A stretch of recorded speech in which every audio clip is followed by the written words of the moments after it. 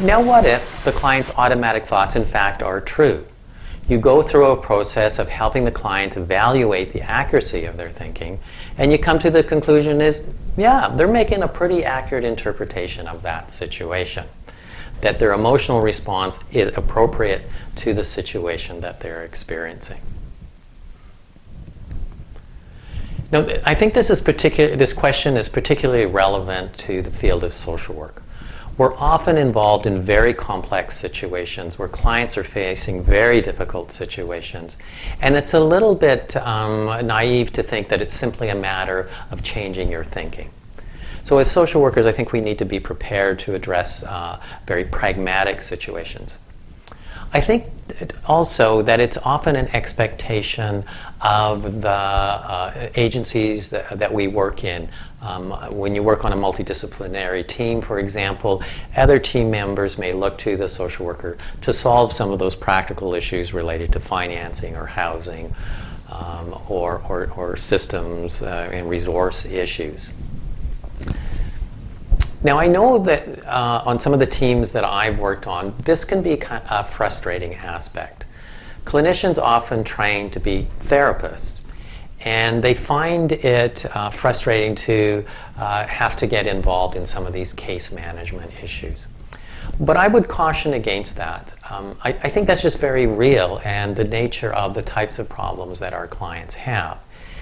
I think the reality is for most social workers that you don't just jump into a therapy job. That often some of your first jobs are more along the lines of case management and some of those practical problem-solving pieces. So I think we should never resent having to do that because that's where often we can be a very big help to individuals. Now, when clients come to us with problems, the first thing to figure out is, even if the problem is true, or even if their thinking about the problem is true, are they still having a reaction that's excessive to it? Is their interpretation still going too far? So something can be true, but you can still be over-interpreting it and overestimating risk, underestimating your ability to handle it. So there's still room to have discussions around the individual's interpretation of it. So sometimes clients have trouble solving problems. Particularly if they're depressed or have issues with anxiety, they may have sort of long-term difficulty solving problems, and so that's why they have some of the difficulties they have. Or because they're depressed or because they're experiencing a lot of anxiety, they're having difficulty tackling a problem. So sometimes it's useful to be able to look at it from a skill development perspective. So the client is dealing with an issue, their interpretation of the issue is legitimate, but they lack the skills. And so you can help them break down a problem and into its bits and pieces and solve one piece at a time and make it more manageable so that it feels less overwhelming to the client.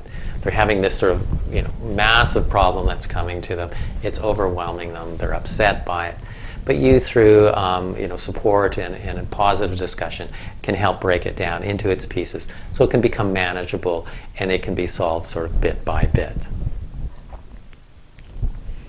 Now, sometimes problems that clients face are overwhelming because of the nature of the problem itself.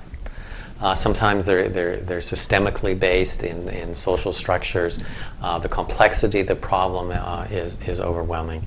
And so we need to kind of be able to help at that level as well, pulling in resources that they may not know of, helping develop resources to help respond to those problems, and maybe getting involved in advocacy and helping the client fight for something that they need so that they can live a more functional life. Another piece of dealing with problems is sometimes that there's nothing you can do about a problem. This is the reality of the situation that you're in. And so then the discussion becomes more about acceptance.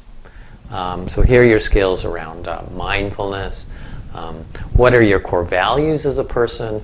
And even though you may have this piece of frustration in your life, what are the other things that are important for you that you can engage your energy and activity in. And so what are your core values? What are other activities that will bring meaning and purpose and fulfillment to you in your life? So being able to sort of accept situations.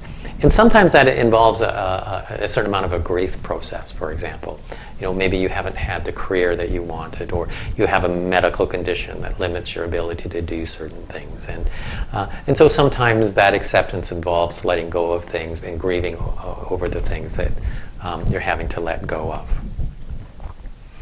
Anyways, those are some thoughts on ways of handling automatic thoughts that are founded in reality, and a person's interpretation and emotional response is appropriate to the problem that they're having.